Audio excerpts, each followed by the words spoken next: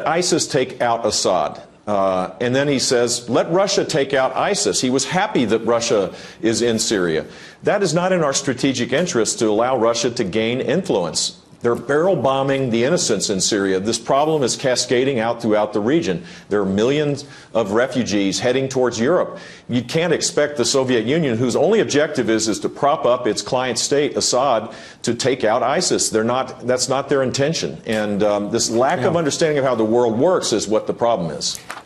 You know, nobody talks about the soldiers that are coming back with no arms and no legs. And I saw at Mar-a-Lago on Mondays, I make Mar-a-Lago my club that you know about. In Palm Beach. I make that twice now. On a Monday, I let returning Iraqi injured soldiers come to the premises. The most beautiful people I've ever seen. But they're missing arms and legs. They're with their wives. Sometimes they're with their girlfriends. And the tears are coming down the faces of these people. I mean, the thousands and maybe hundreds of thousands. And the Iraqis that have been just maimed and killed. This war is a horrible thing. Now, President Bush says he's religious. And yet 400,000 people, the way I count it, have died. And probably millions have been badly maimed and injured. What's going on? What's going on? And the day we pull out, it's going to explode. We're keeping the lid on a little bit. It's still a catastrophe. But the day we... I'm hit! I'm hit!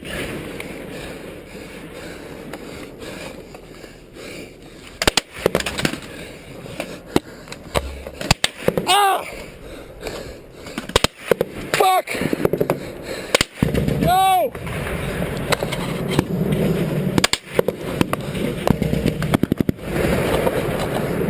Help me! I'm hit! I'm hit! I'm hit! I'm hit!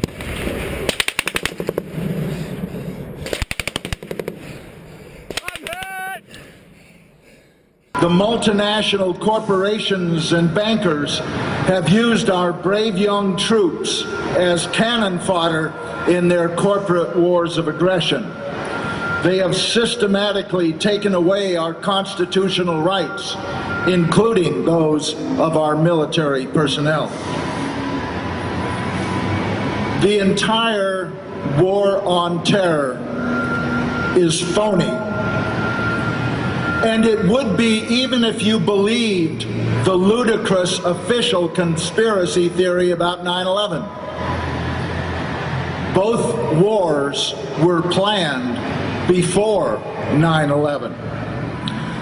The war of aggression against Afghanistan was in retaliation for the Taliban refusing UNICAL rights to build a gas pipeline across Afghanistan to get trillions of dollars worth of gas from the Caspian Sea to their tankers in the ocean.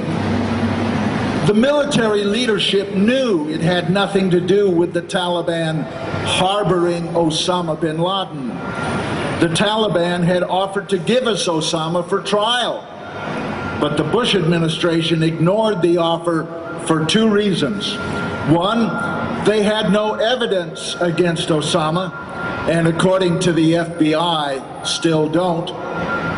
And two, the war had already been planned in detail to secure that gas pipeline.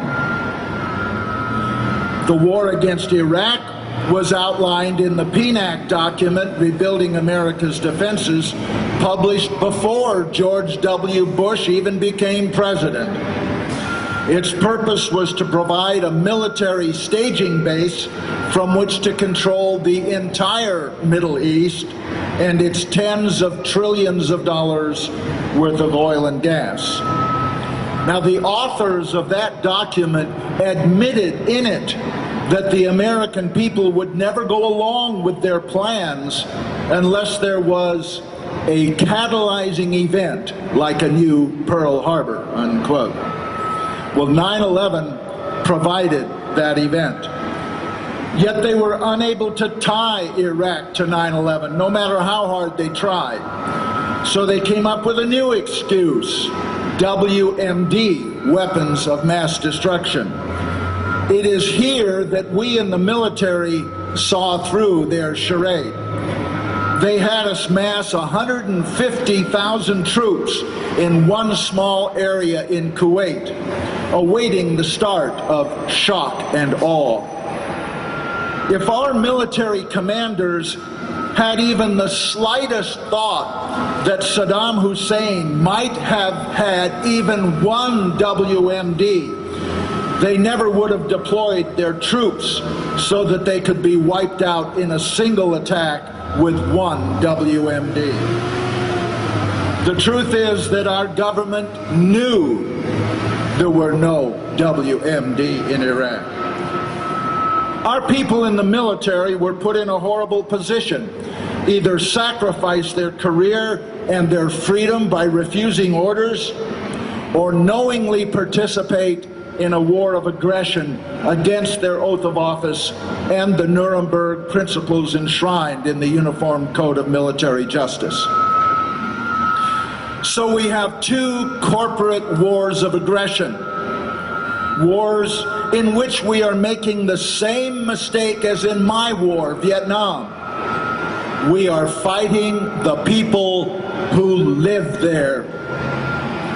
What has been the result? About 5,500 of our finest have died. The lives of 40,000 of our injured soldiers will never be the same. Tens of thousands of our young men and women have severe psychological problems because of what they have seen and what they have done. Hundreds of thousands have been poisoned by depleted uranium and will suffer lives of pain and disability and will father thousands of children with severe birth defects. Our military services are depleted and demoralized. The VA system is underfunded and overwhelmed. The National Guard and Reserves have been subjected to tour after tour, disrupting lives for even the lucky ones who return unscathed. Jobs have been lost, homes have been foreclosed, marriages have been destroyed, children have been estranged, and for what? We have alienated our friends around the world and made new enemies. We have created thousands of new recruits for Osama bin Laden, whether he's alive or dead.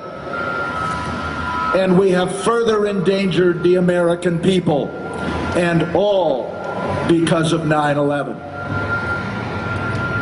You know, there's massive evidence of a cover-up with respect to 9/11 itself.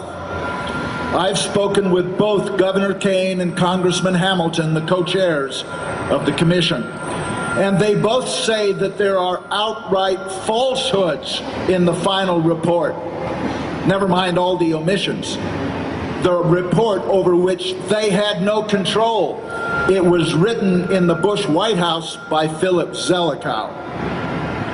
Now, when you combine this with the confiscation of videotapes, audio tapes, black boxes, and other evidence by the FBI, it is clear that regardless of who was responsible for 9/11, the subsequent cover-up was itself a conspiracy involving elements of the Bush White House and the intelligence establishment.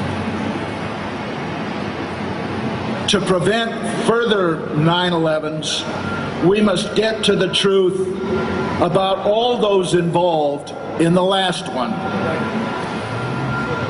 You know, the American people have never been told who was really responsible for 9/11. Dedicated researchers, like some we've heard today, have proven that it could not have happened the way the Bush administration said it did. Hijacked airliners do not fly around for an hour and 40 minutes without being intercepted, unless our air defense system was deliberately sabotaged. And 19 Arabs with box cutters couldn't have done that. Indestructible black boxes, and by the way, they're not really black, they're bright orange, but never mind. Indestructible black boxes do not evaporate in the same fire from which an unharmed passport floats to the street below. Airliners all of whose parts carry identifying numbers, do not crash without leaving a shred of evidence as to what they were. You know, the truth about 9/11 is that after 9 years, we still don't know the truth about 9/11, and we should, and so should the families of victims. And let us always remember, the victims of 9/11 include not just the roughly 3,000 people who lost their lives that day, but the 5,500 military personnel who have lost their lives in the Afghan and Iraqi wars, as well as the hundreds of thousands of innocent Afghan and Iraqi civilians. All of these victims and their families cry out for a new independent investigation of 9/11. Only when the official myth is exposed and the truth told will the wars and occupations end, the creation of new victims stopped, and our military returned to its constitutional task of protecting our borders and our people, not the financial interests of multinational corporations. This one change in military mission, eliminating the mission of protecting the global financial interests of multinational corporations, will allow us to greatly enhance our national security and reduce the defense budget by 80%. But it's not going to happen until people learn the truth about 9/11. Only then will people understand that our security is not enhanced by sending our working class youth around the world to kill the sons and daughters of working people in other countries. Only then will people understand that our security is not enhanced by sending our children to the Middle East to kill Arabs so the oil companies can profit from selling the oil under their sand. No more battleship Maines, no more Pearl Harbors, no more Gulfs of Tonkin, no more incubators in Kuwait, no more 9/11s, no more false flag attacks, no more lies.